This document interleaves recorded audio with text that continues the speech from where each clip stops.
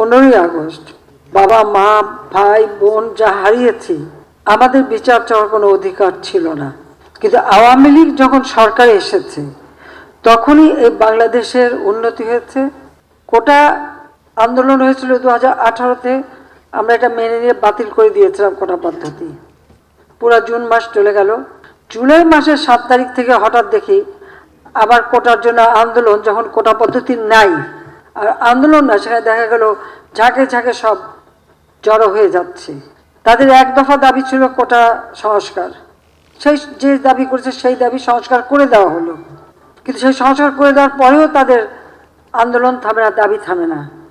আন্দোলন কোটা আন্দোলন করছে এক জায়গায়, কিন্তু চারিদিক থেকে ঢাকার সেখানে সেই জঙ্গি ঝুঁকে একদিকে হত্যাকাণ্ড চালানো, অপরদিকে যে সমস্ত প্রতিষ্ঠানগুলি মানুষের সেবা দেয়, যেমন দুর্যোগ মোকাবেলায়, সেখানে অগ্নিসংযোগ, বাংলাদেশ টেলিভিশন সেখানে অগ্নিসংযোগ, সেই সেতু ভবনে অগ্নিসংযোগ, ডাটা সেন্টার, বিটিআরসি ভবন যেখান থেকে পুরো ডিজিটাল সিস্টেমটা সারা বাংলাদেশে পরিচালনা করা হয়, স্যাটেলাইট থেকে যেখানে সমস্ত কিছু নিয়ন্ত্রণ করা হয়, সেটাকে আগুন দেওয়া হলো।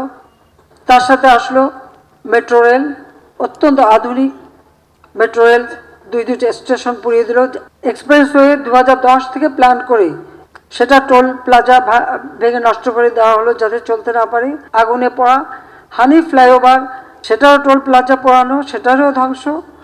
অর্থাৎ আপনারা একটা জিনিস লক্ষ্য করেন যে ঠিক মানুষের সেবা দেওয়ার জন্য যে কাজগুলি, সেই জায়গাগুলিতেই কিন্তু আঘাতটা হানা হয়েছে। সিটি কর্পোরেশনের ময়লা ফেলার যে গাড়িগুলি, সেগুলি পুড়িয়ে দেওয়া হলো। আজকে কত মানুষের জীবন গেছে। আর সেই সাথে সাথে পুলিশ হত্যা করে, শুধু হত্যা না, কীরকম বিভৎস দৃশ্য আপনারা দেখেন যে হত্যা করে তাকে ঝুলিয়ে রাখা হলো, পা বেঁধে উপর দিকে মাথা নিচু করে। পুলিশের উপরে আক্রমণ, কত গাড়ি পুড়িয়ে দেওয়া হয়েছে। র্যাবের গাড়ি চালাচ্ছে তাকে যেভাবে মারা, বাড়ি বাড়ি ঢুকে ঢুকে কোথায় পুলিশ আছে পুলিশকে মারতে হবে, আর আওয়ামী লীগ কোথায় থাকে তাকে মারো। মসজিদে ঢুকে মসজিদের মাইক ব্যবহার করে মিথ্যা অপবাদ দিয়ে মানুষ ডেকে নিয়ে এসে তারপরে এই নারকীয় কাণ্ড চালানো হয়েছে। এবং এ পর্যন্ত অনেকগুলি মৃত্যুর খবর আপনারা পেয়েছেন। বাংলাদেশে আসার পর থেকে আর 75-এর পর থেকে তো আমরা শুধু লাশের মিছিলই পাচ্ছি, দেখছি। এবারেও প্রায় 200-র উপর মানুষ মারা গেল। দোতলা বাড়ির মধ্যে জানলার কাছে ছেলেটা, তার গুলি লেগেছে, বলে হেলিকপ্টার থেকে গুলি লেগেছে। আপনারা বলেন হেলিকপ্টারের গুলি ঘরের মধ্যে ঢুকবে কিভাবে? আর সেই গুলি ঢুকে কিন্তু দেওয়ালের যে ফুটো করে দিয়েছে। সেখানে তদন্তের জন্য লোক গেছে, তারা দেখে তাহলে সেখানে হেলিকপ্টার দিয়ে গুলি করলো কিভাবে? যখন পুলিশ আটকা পড়লে, যখন বিটিভিতে এখানে আগুন দিচ্ছে একটার পর একটা, আমরা হেলিকপ্টার থেকে সেখানে পানি দিয়ে আগুন নেভাবার চেষ্টা করছি, কারণ ফায়ার ব্রিগেড যেতে পারে না।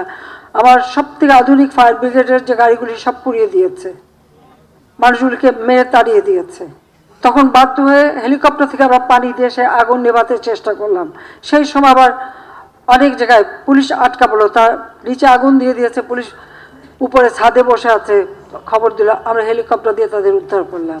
শুধু পুলিশ কেন, অনেক জায়গায় বিভিন্ন বিল্ডিংয়ে যে সমস্ত কর্মকর্তারা আটকা পড়েছে, আমরা হেলিকপ্টার দিয়ে দিয়ে তাদেরকে উদ্ধার করেছি।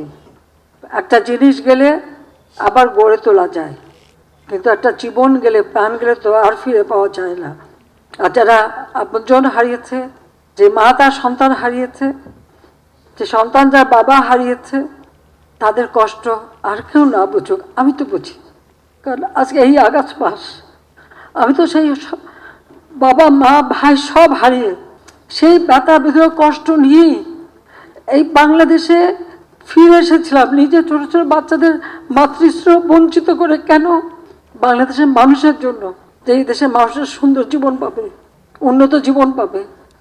এই যে এতদিন এত শ্রম দিলাম, কষ্ট দিয়ে, নিজের দিকে তো তাকাইনি, নিজের ছেলেমেয়ের জন্য কিছু করিনি।